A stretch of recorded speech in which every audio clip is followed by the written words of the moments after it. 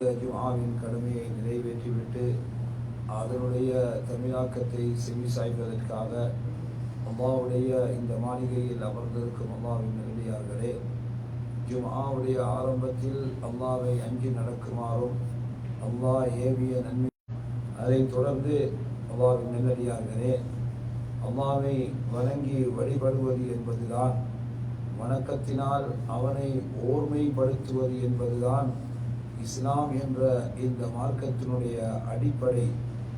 அது மாத்திரமல்ல, அடியான் மீது இருக்கக்கூடிய கடமைகளில் மிகப்பெரியதும் அதுதான். இந்த நோக்கத்திற்காகத்தான் மனித சமுதாயமே படைக்கப்பட்டிருக்கிறது. இறை தூதர்கள் அனுப்பப்பட்டதும் கூட இந்த நோக்கத்திற்காகத்தான்.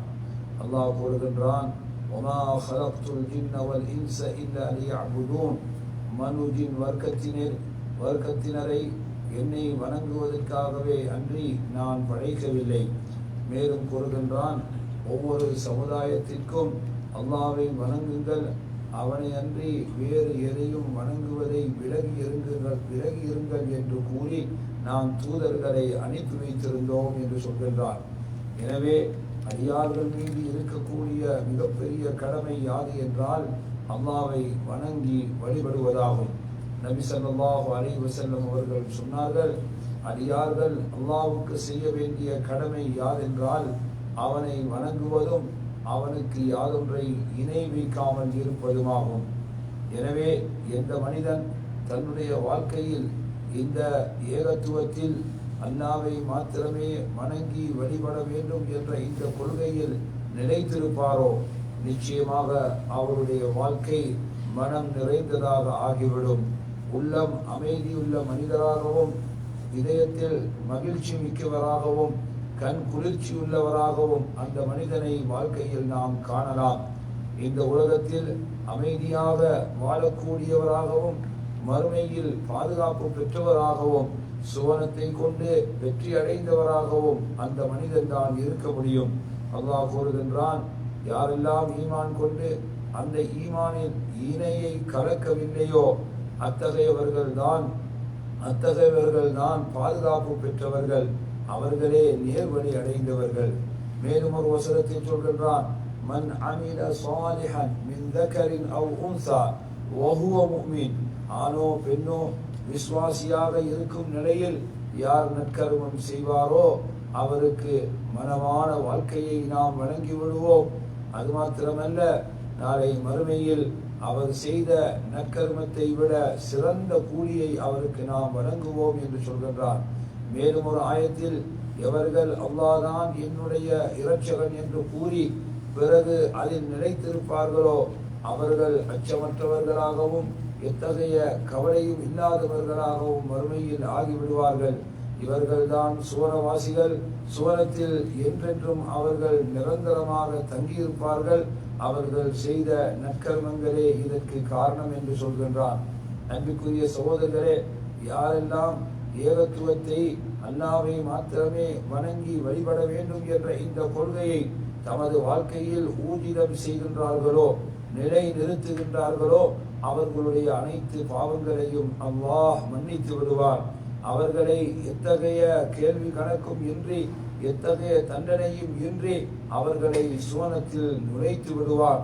ஹதீஸுல் குத்ஸியில் நபி ஸல்லல்லாஹு அலைஹி வஸல்லம் அவர்கள் சொல்கிறார்கள், பூமி நிரம்பும் அளவு பாவத்தை செய்திருப்பினும் அல்லாஹ்வுக்கு இணை வைக்காது அல்லாஹ்வை ஒரு மனிதன் சந்தித்தால் அதே அளவு மன்னிப்போடு அல்லாஹ் அந்த மனிதனை சந்திப்பான் என்று சொன்னார்கள். வேறும் ஒரு ஹதீஸில் நபி அவர்கள் சொல்கிறார்கள், எனது உம்மத்தை சார்ந்த 70,000 பெயர் எந்த விசாரணையும் இன்றி, எந்த தண்டனையும் இன்றி சுவனம் நுழைபவர்களாக இருப்பார்கள். அல்லாஹ்வின் தூதரே, அவர்கள் யாரென்று எங்களுக்கு சொல்லுங்கள் என்று நபி அவர்களிடம் கேட்கப்பட்ட போது அவர்கள் ஓதி பார்க்குமாறு யாரிடமும் கேட்க மாட்டார்கள். துக்குறி போன்ற காரியங்களில் ஈடுபட மாட்டார்கள். அல்லாஹ் மீதே நம்பிக்கை கொள்பவர்களாக இருப்பார்கள் என்று அவர்களை பற்றி நபி அவர்கள் விளக்கம் சொன்னார்கள். எனவே அல்லாஹ்வின் நல்லடியார்களே, அல்லாஹ்வுடைய மார்க்கத்தில் இருக்கக்கூடிய மிக பெரும் கடமை யாது என்றால் அல்லாஹ்வை மாத்திரம் வணங்கி வழிபட வேண்டும் என்ற இந்த கொள்கை நம்பிக்கைதான். எனவே இதுதான் இஸ்லாத்தில் மிகச்சிறந்தது, மிகப்பெரியது என்றால் இதற்கு நேர்மாற்றமான அம்சம் அல்லாஹ்வுக்கு இணை வைக்கும் காரியமாகும். பாவங்களில் எல்லாம் மிகப்பெரியது அல்லாஹ்வை அன்றி வேறு ஒருவரை நாம் வணங்குவது. எனவே மிகப்பெரிய பாவம், மிகப்பெரிய தண்டனைக்குரிய அம்சம் யார் என்றால் ஒரு மனிதன் அல்லாஹ்வை அன்றி வேறொருவரை வணங்குவதாகும். எனவே இத்தகைய காரியத்தை செய்யும் மனிதனை அல்லாஹ் ஒருபோதும் மன்னிக்க மாட்டான். அவன் செய்த அனைத்து நற்கர்மங்களையும் கூட அல்லாஹ் அழித்தொழித்து விடுவான். எனவே நாளை மறுமையில் நிரந்தர நரக தண்டனைக்குரியவனாக ஆகிவிடுவான். எனவே சுவனம் அவனுக்கு எப்போதுமே ஹராமாக ஆகிவிடும். அல்லாஹ் கூறுகின்றான், லுக்மான் அலைஹிஸ்ஸலாத்து வஸ்ஸலாம் அவர்கள் தன்னுடைய அருமை மைந்தனுக்கு உபதேசம் செய்யும் போது, யா புனை, என் அருமை மைந்தனே, அல்லாஹ்வுக்கு நீ ஒருபோதும் இணை வைத்து விடாதே. அல்லாஹ்வுக்கு இணை வைப்பது மிக பெரும் அநியாயம் என்று சொன்னார்கள். மேலும் ஒரு வசனத்தில் அல்லாஹ் சொல்லுகின்றான், அல்லாஹ்வுக்கு இணை வைப்பதை தவிர வேறு அனைத்து பாவங்களையும் தான் நாடியவர்களுக்கு அல்லாஹ் மன்னிப்பவனாக இருக்கின்றான். எவன் அல்லாஹ்வுக்கு இணை வைத்து விடுவானோ அவன் அல்லாஹ் மீது மிக பெரும் பொய்யை கற்பித்தவனாக ஆகுவான். நபியே, உமக்கு முன் வந்த இறை தூதர்களுக்கும் செய்தி அறிவிக்கப்பட்டிருந்தது. அல்லாஹ்வுக்கு நீங்கள் இணை வைத்தால் உங்களுடைய அனைத்து நன்மைகளும் அழிந்து போய்விடும். அது மாத்திரமல்ல, நீங்கள் நஷ்டவாளர்களில் ஒருவராகவும் ஆகிவிடுவீர்கள். மேலும் ஒரு வசனத்தில் அல்லாஹ் சொல்கின்றான், யார் அல்லாஹ்வுக்கு இணை வைப்பாரோ அல்லாஹ் அந்த மனிதனுக்கு சுவனத்தை ஹராமாக்கி விடுவான். அவன் ஒதுங்குவிடம் நரகமாகத்தான் இருக்கும். எனவே அநியாயக்காரர்களுக்கு உபதேசம் செய்பவர், உதவி செய்பவர்கள் யாரும் இருக்க மாட்டார்கள். எல்லாருமே சகோதரர்களே, ஈமானிய உறவுகளே, நிச்சயமாக சில மனிதர்கள் நினைக்கின்றார்கள் அல்லாஹ் தான் படைக்கின்றான், அவன் தான் யாவருக்கும் உணவளிக்கின்றான், இந்த உலகத்தை நிர்வகிப்பவன் அல்லாஹ் தான், அவனுடைய கரத்தில் தான் நன்மை தீமை யாவும் இருக்கிறது என்று நம்பிக்கை கொண்டுவிட்டால் அவர் ஒரு முஸ்லிமாகவும் அவர் ஒரு முவஹிதாகவும் அல்லாஹ்வை ஓர்மைப்படுத்தியவராகவும் ஆகிவிடுவார் என்று சிலர்கள் நம்புகின்றார்கள். ஆனால் இது ஒரு தவறான சிந்தனையாகும். மக்காவில் இருந்த காவிர்கள் கூட அல்லாஹ்வை பற்றிய இத்தகைய நம்பிக்கையில் தான் அவர்கள் இருந்தார்கள். இதை அல் குர்ஆன் எங்களுக்கு சொல்லி காட்டுகின்றது. கொல், நபியே கேளுங்கள், மை யர்ஸுகுகும் மினஸ் ஸமாஇ வல் அர்த், வானம் பூமியிலிருந்து உங்களுக்கு உணவளிப்பது யார்? மனிதனுடைய செழிப்புலனையும் அவனுடைய பார்வைக்கும் சொந்தக்காரனாக இருப்பது யார்? உயிருள்ளவற்றிலிருந்து மரணித்ததையும் மரணித்ததிலிருந்து உயிருள்ளவற்றையும் வெளிப்படுத்துபவன் யார்? யார் அனைத்து காரியங்களையும் நிர்வகிப்பவன் என்று நீங்கள் அந்த மக்களிடம் கேட்டால் ஃபஸயகூலூன அல்லாஹ், அல்லாஹ் தான் என்று அவர்கள் பதில் சொல்வார்கள். அப்படியானால் அந்த அல்லாஹ்வுக்கு நீங்கள் அஞ்ச வேண்டாமா என்று அல்லாஹ் கேட்கின்றான். எனவே சகோதரர்களே, அல்லாஹ் தான் யாவத்தையும் படைத்து பரிபாலிக்கின்றான் என்று நம்பிக்கை கொண்டு விட்டால் அது போதுமானது என்று நாம் நினைப்பது தவறாகும். மாறாக இந்த அனைத்து சக்தியும் வல்லமையும் மிக்க அல்லாஹ் அவன்தான் அனைத்து வணக்க வழிபாடுகளுக்கும் சொந்தக்காரன். அனைத்து வணக்க வழிபாடுகளினாலும் ஓர்மைப்படுத்தப்பட வேண்டியவன் அவன்தான். அவனை அன்று வேறு யாரையும் நாம் வணங்கக்கூடாது என்ற நம்பிக்கைக்கு நாம் வராத வரைக்கும் இது எங்களுக்கு பலனளிக்க கூடியதாக இருக்காது. அல்லாஹ் கூறுகின்றார், வஅன்னல் மஸாஜித லில்லாஹ், பள்ளி வாயங்கள் அல்லாஹ்வுக்குரிய இடம், எனவே அங்கு அல்லாஹ்வை அன்று வேறு எவரையும் நீங்கள் அழைக்காதீர்கள் என்று சொல்கின்றான். எனவே சகோதரர்களே, எந்த ஒரு வணக்கமும் எவருக்காகவும் செலுத்தப்படக்கூடாது. யாராக இருந்தாலும் அல்லாஹ்வுடன் அவர் வணங்கப்படக்கூடாது. அது மலக்காக இருந்தாலும், தூதராக இருந்தாலும், இறை நேசராக இருந்தாலும், அல்லது சூரியனோ சந்திரனோ மரங்களோ கற்களோ முட்களோ எதுவாக இருந்தாலும் அல்லாஹ்வோடு அவை வணங்கப்படக்கூடாது. எனவே யாரேனும் இவைகளில் எதையேனும் வணங்கினால், அல்லது இவைகளிடம் உதவி கூறினால், அல்லது இவைகளுக்காக சுஜூது செய்தால், அல்லது இவைகளுக்காக அறுத்து பலியிட்டால், அல்லது நேர்ச்சை செய்தால், அல்லது அவர்களிடம் ஏதும் உதவியை கோரினால், அல்லது ஏதாவது கஷ்டமான நேரங்களில் பாதுகாப்பு அளிக்குமாறு அவர்களிடம் அபயம் தேடினால், இவர்கள் அல்லாஹ்வுக்கு அந்த மனிதனை அல்லது அந்த பொருளை இணையாக்கி விட்டார்கள். அல்லாஹ்வுக்கு செய்ய வேண்டிய வணக்கத்தில் இவர்கள் யாரை அழைத்து பிரார்த்தனை செய்தார்களோ அந்த மனிதனை இணையாக்கி விட்டார்கள். எனவே அல்லாஹ்விடத்தில் இது அங்கீகரிக்கப்பட மாட்டாது. எனவே சகோதரர்களே, அல்லாஹ் மாத்திரம்தான் வணங்கி வழிபட வேண்டியவர். சிலர்கள் நினைக்கிறார்கள், இவ்வாறு மேற்கூறப்பட்ட இவர்களை அழைத்து நாம் அவர்களிடம் பிரார்த்தனை செய்வதன் மூலமாக அவர்களை அல்லாஹ்வுக்கும் எங்களுக்கும் இடையில் தரகர்களாக ஆக்குவதன் மூலமாக இவர்கள் அல்லாஹ்விடத்தில் எங்களுக்காக பரிந்து பேசுவார்கள், அல்லாஹ்விடத்தில் எங்களுக்கு நெருக்கத்தை உருவாக்கி வைப்பார்கள் என்று நம்புகின்றார்கள். இதே நம்பிக்கையில் தான் மக்காவில் இருந்த குறைஷி காஃபிர்களும் இருந்தார்கள். அவர்கள் தங்களுடைய விக்கிரகங்களை அழைத்து பிரார்த்தனை செய்த போது, அந்த விக்கிரகங்களுக்காக அறுத்து பலியிட்ட போது, அந்த விக்கிரகங்களுக்காக நேர்ச்சை செய்த போது இதே கருத்தை தான் அவர்கள் கொண்டிருந்தார்கள். இந்த விக்கிரகங்கள் அல்லாஹ்விடத்தில் எங்களுக்காக பரிந்து பேசும், அல்லாஹ்விடத்தில் எங்களை நெருக்கி வைக்கும் என்றெல்லாம் அவர்கள் பேசினார்கள். சகோதரர்களை, இதை அல்லாஹ் சொல்கின்றான், வயஅபுதூன மின் தூனில்லாஹ், அல்லாஹ்வை அன்றி வேறொரு பொருளை அவர்கள் வணங்குகின்றார்கள். மா லா யதுர்ருஹும் வலா யன்ஃபஉஹும், அவைகள் அவர்களுக்கு பலனளிக்க போவதும் இல்லை, தீங்கு தரப்போவதும் இல்லை. வயகூலூன ஹாஉலாஇ ஷுஃபஆஉனா இன்தல்லாஹ், இவர்கள் அல்லாஹ்விடத்தில் எங்களுக்காக பரிந்து பேசுபவர்கள் என்று கூறுகின்றார்கள். குல், நபியே கேளுங்கள், அத்துனப்பிஊன அல்லாஹ பிமா லா யஅலமு பிஸ்ஸமாவாதி வலா ஃபில் அர்த், வானம் பூமியில் இருப்பவற்றை நீங்கள் அல்லாஹ்வுக்கு சொல்லிக் கொடுக்கின்றீர்களா?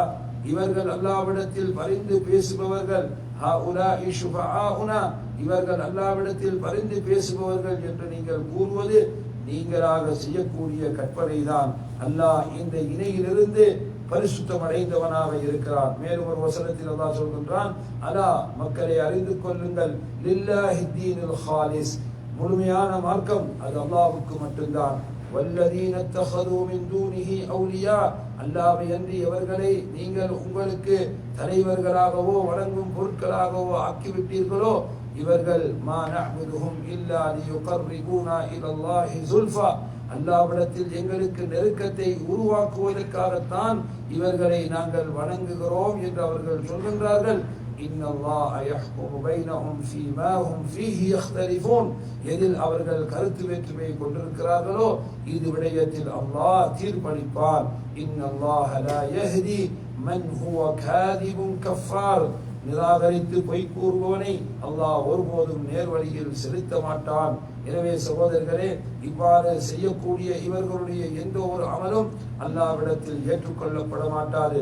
மாறாக இவர்கள் பொய்யர்கள், இவர்கள் காவிர்கள், இவர்கள் நரகத்தில் என்றும் நிரந்தரமாக இருக்க போபவர்கள் என்று அல்லாஹ் அவர்களை பற்றி எச்சரிக்கை விடுத்து விட்டான் என்ற செய்தியை கூறி இமாம் அவர்கள் முதலாவது ஹுத்பாவை முடித்தார்கள்.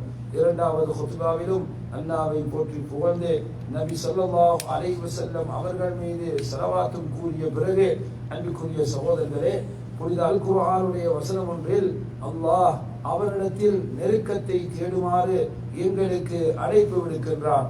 யா அய்யுஹல்லதீன ஆமனு, ஈமான் கொண்டவர்களே, இத்தகுல்லாஹ், அல்லாஹ்வை பயந்து கொள்ளுங்கள். வப்தகு இலைஹில் வஸீலா, அவரிடத்தில் வசீலாவை நீங்கள் தேடுங்கள். வஜாஹிது ஃபீ சபீலி, அவருடைய பாதையில் நீங்கள் போர் செய்யுங்கள். லஅல்லகும் துஃப்லிஹூன், நீங்கள் வெற்றி அடைவீர்கள் என்று சொல்கின்றார்.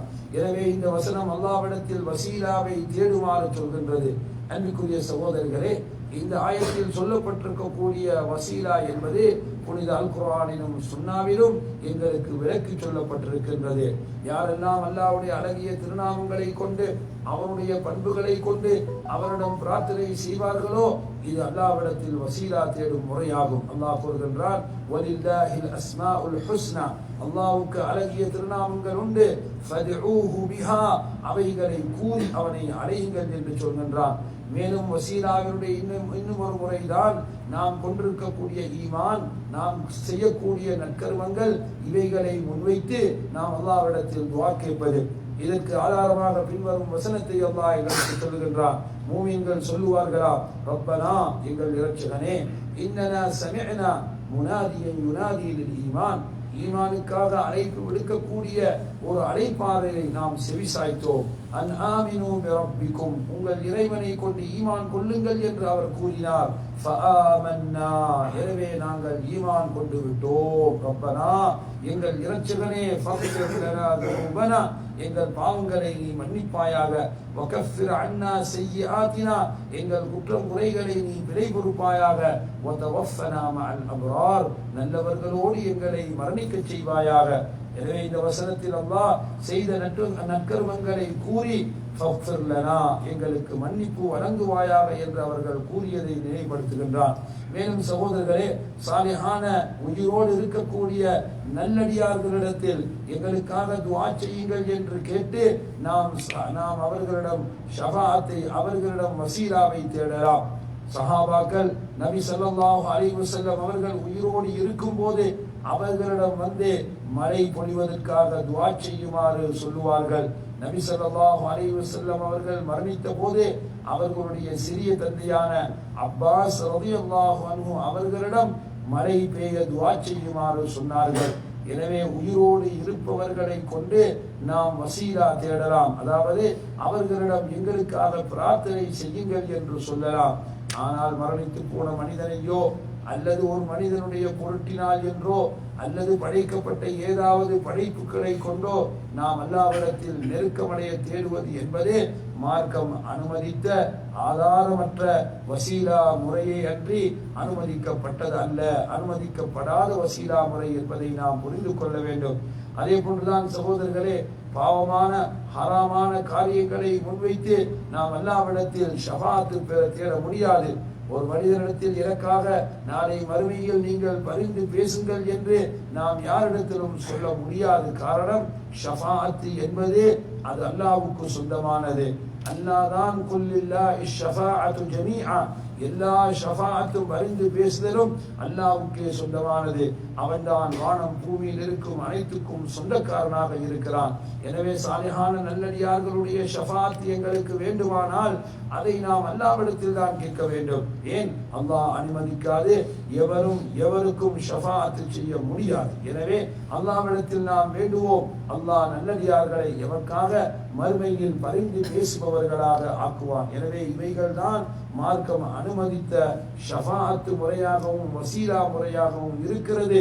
இதை விட்டுவிட்டு நாம வசீலா முறைகளை உருவாக்கி கொள்வது நமக்கு பயனளிக்க மாட்டாது என்பதை கூறி இமாம் அவர்கள் இரண்டாம் ஹுத்பாவை முடித்தார்கள். இரண்டாம் ஹுத்பாவுடைய இறுதியில் மூமின்கள் முஸ்லிம்களுக்காக பிரார்த்தனை செய்யப்பட்டு ஹுத்பா நிறைவுற்றது. வஆஹிரு தஅவானா அனில் ஹம்துலில்லாஹி ரப்பில் ஆலமீன்.